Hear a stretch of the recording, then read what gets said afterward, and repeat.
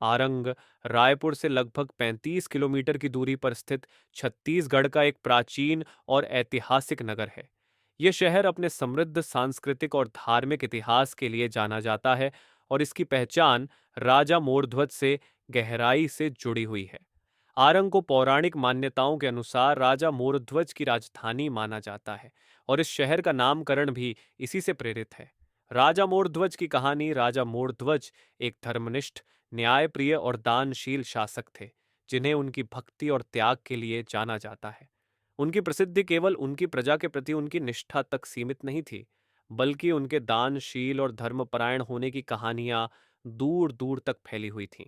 राजा मोरध्वज के पास एक पुत्र था, जिसका नाम ताम्रध्वज था।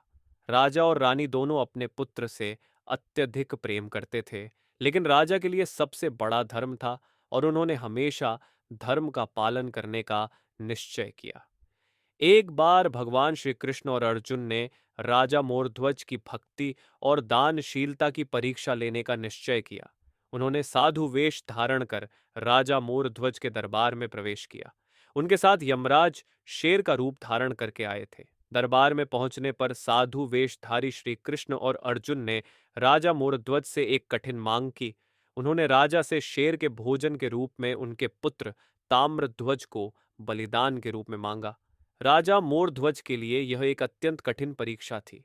अपने प्रिय पुत्र को खोने की पीड़ा किसी भी माता पिता के लिए असहनीय होती है, लेकिन राजा मोरध्वज ने धर्म के प्रति अपनी निष्ठा को सर्वोपरि रखा।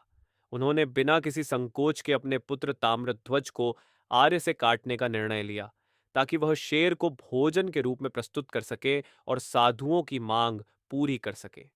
ताम्रध्वज ने भी अपने पिता की आज्ञा का पालन करते हुए धर्म के इस महान कार्य में सहर्ष सहमति दी। राजा मोरध्वज ने आर्य से अपने पुत्र के शरीर को काटने की प्रक्रिया शुरू की। यह दृश्य अत्यंत हृदय विदारक था, लेकिन राजा और उनके पुत्र के चेहरे पर धर्म के प्रति समर्पण की अद्भुत शांति थी। जब राजा ने ताम्रध्वज के शरीर को शेर के सामने रखा, तो अर्जुन यह दृश्य देखकर स्तब्ध रह गए। उन्हें विश्वास नहीं हुआ कि कोई व्यक्ति धर्म के लिए इतना बड़ा बलिदान कर सकता है। तभी भगवान श्री कृष्ण ने अपनी असली पहचान प्रकट की और राजा मोरध्वज को उनके अद्वितीय त्याग के लिए आशीर्वाद दिया। भगवान श्री कृष्ण ने ताम्रध्वज को पुनर्जीवित कर दिया और राजा मोरध्वज की भक्ति और दानशीलता की यह कथा सदा के लिए अमर हो गई। आरंग का महत्व। आरंग की पहचान राजा मोरध्वज की इस महान कथा से गहराई से जुड़ी हुई है। ये माना जाता है कि इस घटना के कारण ही आरंग का नाम आरा से प्रेरित है, जो लकड़ी चीरने वाले आर्य का संकेत देता है।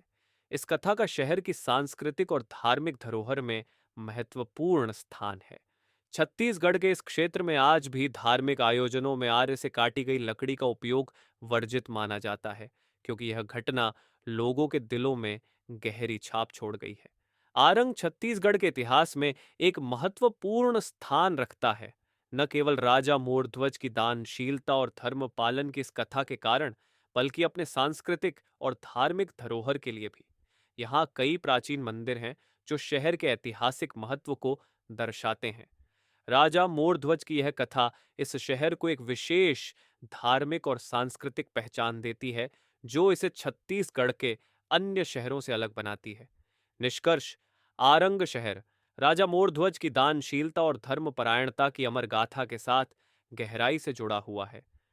यह कथा न केवल धार्मिक दृष्टिकोण से महत्वपूर्ण है, बल्कि छत्तीसगढ़ की सांस्कृतिक धरोहर का भी हिस्सा है। राजा मोरध्वज के त्याग और बलिदान की यह कहानी युगों युगों तक लोगों को धर्म और निष्ठा की प्रेरणा देती रहेगी।